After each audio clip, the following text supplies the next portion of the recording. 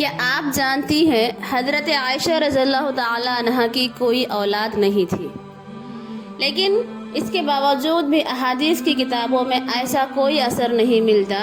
کہ حضرت عائشہ رضی اللہ تعالی عنہ نے کبھی رسول صلی اللہ علیہ وسلم سے یہ کہا ہو کہ آپ میرے لیے اولاد کی دعا کریں۔ کیا آپ یہ جانتی ہیں کہ آپ صلی اللہ علیہ وسلم کی وفات کے وقت حضرت عائشہ رضی اللہ تعالی عنہ کی عمر صرف 18 سال تھی، یعنی آپ صلی اللہ علیہ وسلم کے بعد 47 سال زندہ رہیں، اور آپ صلی اللہ علیہ وسلم آپ سے بے انتہا محبت کرتے تھے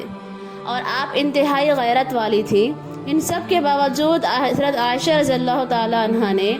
اپنی زندگی اسی رنج اور غم میں ایسے ہی نہیں گزار دی،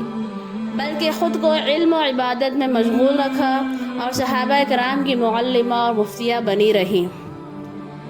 اس سے یہ سمجھ آتا ہے کہ زندگی کا انحصار صرف انہی چیزوں پر نہیں ہے، نہ اولاد پر، نہ شادی پر، نہ گھر پر، نہ مال پر، اور نہ ہی ان چیزوں سے زندگی رک سکتی ہے، نہ ہی والدین کے گزر جانے سے اور نہ ہی اولاد کے نہ ہونے سے زندگی رک سکتی ہے۔ اللہ جو کچھ واپس لیتا ہے اس کے بدلے اس سے بہتر چیزوں سے نوازتا ہے،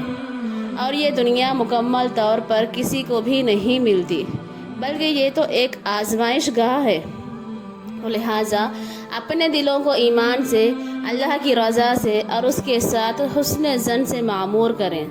اور اپنے وقت کو طلب علم اور ان کاموں میں لگائیں جو آپ کے لیے اور آپ کے معاشرے کے لیے دنیاوی اور آخرت کے اعتبار سے فائدہ مند ثابت ہو۔ صبر کو اپنا توشہ اور قرآن کو اپنا ساتھی بنا لیں۔ کسی بھی انسان کے لیے قطعاً یہ مناسب نہیں ہے کہ وہ فارغ رہے، کیونکہ شیطان ایسے انسان پر برے خیالات کے ذریعے مسلط ہوتا ہے جو فارغ ہو۔ تو بس اب اس کے لیے ضروری ہے کہ وہ خود کو خیر کے کاموں میں مشغول رکھے تاکہ اس کا نفس اسے نقصان میں مبتلا نہ کرے۔